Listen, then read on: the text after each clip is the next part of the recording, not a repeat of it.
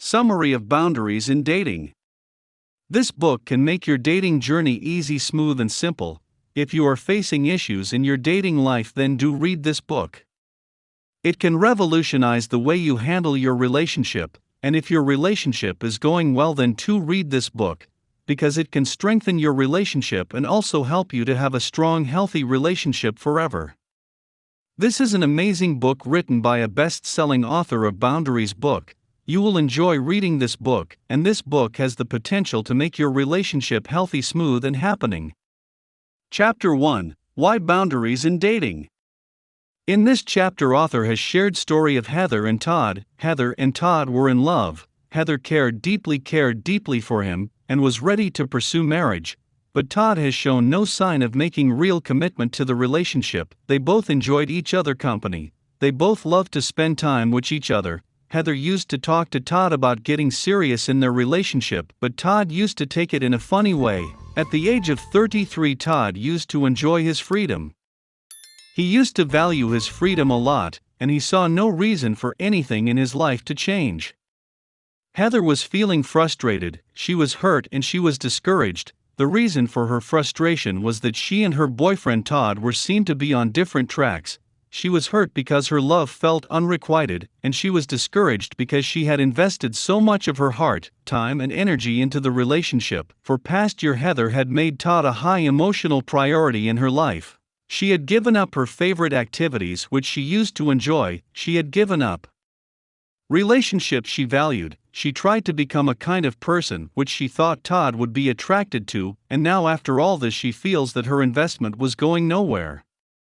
Author says that if you into such unique kind of relationship, then you must be familiar to Heather and Todd's story and scenario. Author says similar thing happens with many people. Two people get genuinely attracted to each other and start dating. They are hopeful that the relationship will become something special that will lead to a marriage, and they will become a lifelong soulmate, but things didn't turn the way they wanted, and problems, frustration, heartache, irritation starts taking place in their relationship, which at higher extent results into relationship failure or relationship downfall.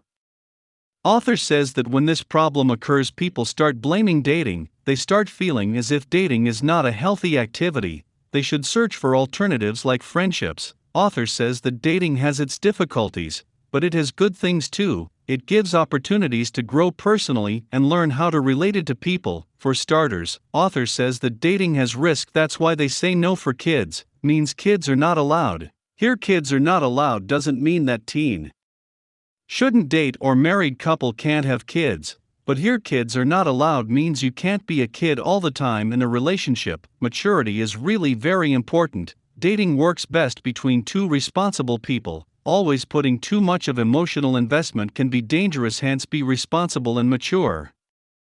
This book discusses the problem couples face while dating, and lack of freedom and responsibility is the major reason for dating issues. Author says that freedom and responsibility are necessary for deep love and for developing commitment. Author says that when two individuals allow each other freedom and take ownership of the relationship, then it means that they are creating an environment for love to grow and become mature. Freedom and responsibility are the two elements which is needed in every successful and happy relationship. It should be there in every relationship, in marriage, dating, friendship, business, parents and children relationship, family, relative relationship, etc.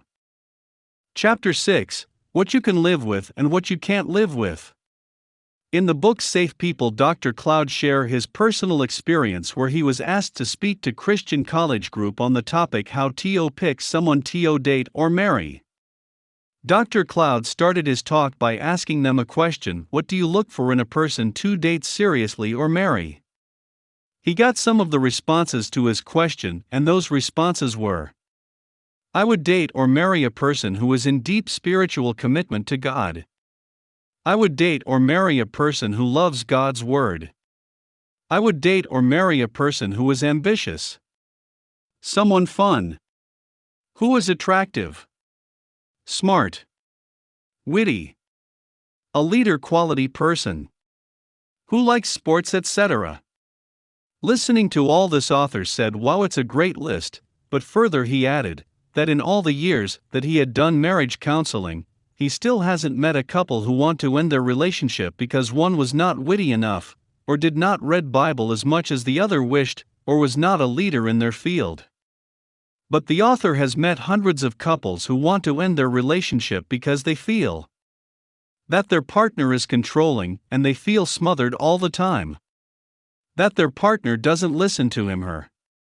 That their partner is critical, that they never feel as if they are doing anything right. That their partner is irresponsible. That their partner overspends all the time. That their partner just can't connect emotionally, never understands how the other partner feels. That their partner is full of anger, and it scares me. That their partner lies all the time, and their trust issues, etc. A day without boundaries looks something like this. You wake up early to make breakfast for your kids. Even though you're doing a presentation at work that you really need to prepare before leaving, you still don't ask your husband to help you cook for the kids. Once you get to work, the presentation equipment isn't ready, so you go get it yourself, even though it's not your job. Your boss asks you to run the Christmas party, and you agree, even though you're probably too busy. And your day is just getting started. If any of this sounds familiar, you could probably use boundaries. Life without them can be draining. Lesson number 1: it is an act of kindness to yourself and those around you to set boundaries. From concrete walls to no trespassing signs, we find physical boundaries all around us. Usually, these exist for a good reason. A tall chain-link fence around an electrical plant is there to protect us from walking inadvertently into a dangerous area.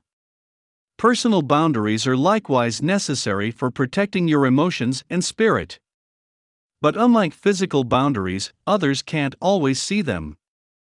This makes it hard to establish boundaries and to recognize the boundaries of others. It also is hard to enforce them because it can make you feel mean. But it shouldn't.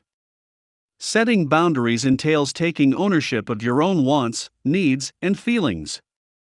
It means prioritizing you, but often people feel like it means they are neglecting others. But the authors emphasize that setting up healthy boundaries doesn't mean you don't care about other people's concerns or problems. All it means is that you aren't solely responsible for them. Take the O'Reilly family. Unfortunately, their son Peter has gotten involved with drugs and was expelled from school. His parents could take responsibility for his problems by enrolling him in a new school and paying his fines, but it's likely this isn't going to solve the problem. In this case, his parents would shoulder the whole problem for him. On the other hand, they could hand the responsibility to their son instead. They could listen and support him in becoming sober, and do all this without stepping in to fix his problems. In this case, they are taking care of themselves by establishing boundaries and still taking care of Peter. Setting boundaries like this is an act of kindness to yourself as well as to everyone around you. Lesson number 2: it can be hard to set up boundaries, but it will make your life much better. Before you are comfortable enough to assert boundaries, you might make excuses for other people violating your boundaries. You might say stuff like, "Jeff always puts me down when he's with his friends. He's only joking though." But over time, you start to get resentful. This resentment can be a good thing.